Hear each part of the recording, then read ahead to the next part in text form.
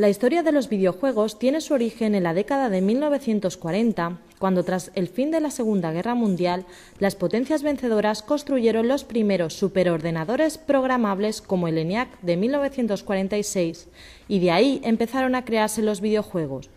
Desde ese momento hasta hoy, el mundo de los videojuegos no ha cesado de crecer y desarrollarse con el único límite que le ha impuesto la creatividad de los desarrolladores y la evolución de la tecnología. El más inmediato reflejo de la popularidad que ha alcanzado el mundo de los videojuegos en las sociedades contemporáneas lo constituye una industria que da empleo a 120.000 personas y que genera unos beneficios multimillonarios que se incrementan año tras año.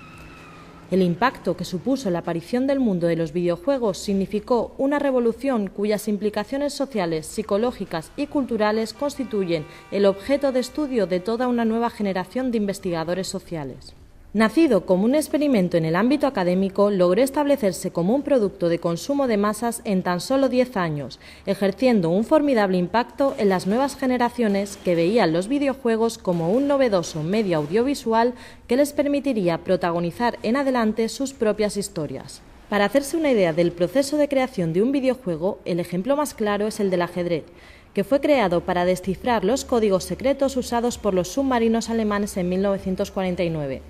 Lo que iba a ser una arma científica para la guerra resultó ser un juego que hoy en día todos conocemos y al cual hemos jugado alguna vez en un ordenador. Más o menos por las mismas fechas aparece el 3 en raya, que nace de una tesis doctoral en la Universidad de Cambridge.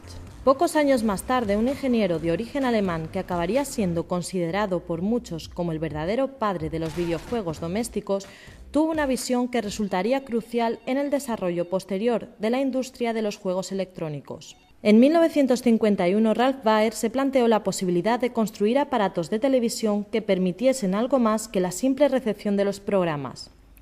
Sin embargo, el ingeniero mantuvo apartada su idea hasta algunos años más tarde, que presentó al mercado su Magnavox Odyssey, la primera consola de videojuegos doméstica de la historia. Y de ahí, numerosos investigadores dieron comienzo a juegos que causarían impacto en la sociedad, como el juego de tenis. ¿Os acordáis de él? Recreaba una partida de tenis presentando una visión lateral de la pista con una red en medio y líneas que representaban las raquetas de los jugadores. Se manejaba con controladores que se habían construido a tal efecto. El aparato tuvo un enorme éxito entre la gente, pero los videojuegos aún en esa época no eran considerados como diversión, más bien permanecían dentro del ámbito académico.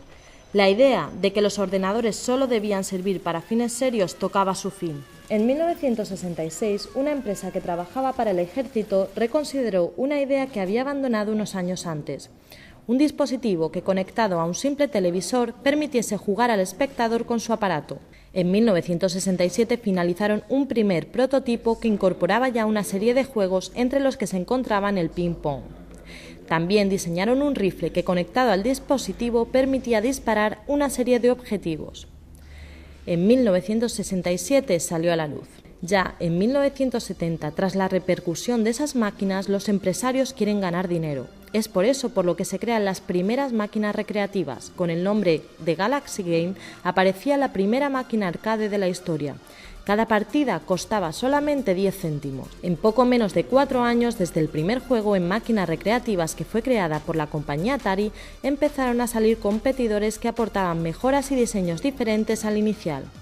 Esto hizo que en pocos años fueran creando nuevos juegos y aparatos con mejoras en la rutina de movimientos, las puntuaciones, efectos de sonido, etc. En el verano de 1982, la fiebre por los videojuegos aumentó considerablemente. El interés del gran público por los videojuegos parecía no tener fin, y las máquinas recreativas se encontraban por doquier, desde los bares y restaurantes hasta los hoteles y supermercados. El negocio asociado a esta nueva industria alcanzó grandes cosas en estos primeros años de los 80, pero sin embargo en 1983 comenzó la llamada crisis del videojuego, afectando principalmente a Estados Unidos y Canadá, y que no llegaría a su fin hasta 1985. Japón apostó por el mundo de las consolas con el éxito de la Famicom, llamada en Occidente como Nintendo Entertainment System, lanzada por Nintendo en 1983. Mientras en Europa se decantaban por los microordenadores como el Commodore 64 o el Spectrum. A la salida de su particular crisis, los norteamericanos continuaron la senda abierta por los japoneses y adoptaron la NES como principal sistema de videojuegos. A lo largo de la década fueron apareciendo nuevos sistemas domésticos como la Master System de Sega, el Amiga de Commodore y el 7800 Atari, con juegos hoy en día considerados clásicos como el Tetris o el Comecocos. En 1985 apareció Super Mario Bros., que supuso un punto de inflexión en el desarrollo de los juegos electrónicos. El juego desarrollado por Nintendo supuso un estallido de creatividad. Por primera vez teníamos un objetivo y un final en un videojuego. En los años posteriores, otras compañías emularon su estilo de juego. En el campo de las recreativas destacaron videojuegos como Defender, Rally X, Dig Dug, Bubble Bobble, además de producirse un cambio en cuanto a la nacionalidad de los juegos, pasando a ser Japón la mayor productora. También lanzan al mercado las videoconsolas portátiles.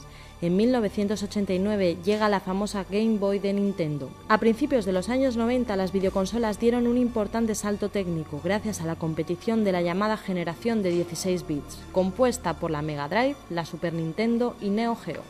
Esta generación supuso un importante aumento en la cantidad de jugadores y la introducción de tecnologías como el CD-ROM. Una importante evolución dentro de los diferentes géneros de videojuegos, principalmente gracias a las nuevas capacidades técnicas.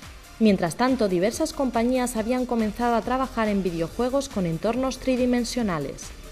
Rápidamente los videojuegos en 3D fueron ocupando un importante lugar en el mercado, principalmente gracias a la llamada generación de 32 bits en las videoconsolas Sony PlayStation y Sega Saturn, y la generación de 64 bits en las videoconsolas Nintendo 64 y Atari Jaguar. En cuanto a los ordenadores, se crearon las aceleradoras 3D. Hacia finales de la década, la consola más popular era la PlayStation, con juegos como Final Fantasy VII, Resident Evil, Winning Eleven 4, Gran Turismo y Metal Gear Solid. En el 2000, Sony lanzó la anticipada PlayStation 2 y Sega lanzó otra consola con las mismas características técnicas de la Dreamcast, nada más que venía con un monitor de 14 pulgadas, un teclado, altavoces y los mismos mandos llamados Dreamcast Drivers 2000 Series CX1. Microsoft entra en la industria de las consolas creando la Xbox en 2001. Nintendo lanzó el sucesor de la Nintendo 64, la GameCube, y la primera Game Boy completamente nueva desde la creación de la compañía, la Game Boy Advance. Sega, viendo que no podría competir, especialmente con una nueva máquina como la de Sony, anunció que ya no produciría hardware, convirtiéndose solo en desarrolladora de software en 2002. En los últimos años se asiste a una era de progreso tecnológico dominada por una industria que promueve un modelo de consumo rápido, donde las nuevas superproducciones quedan obsoletas en pocos meses.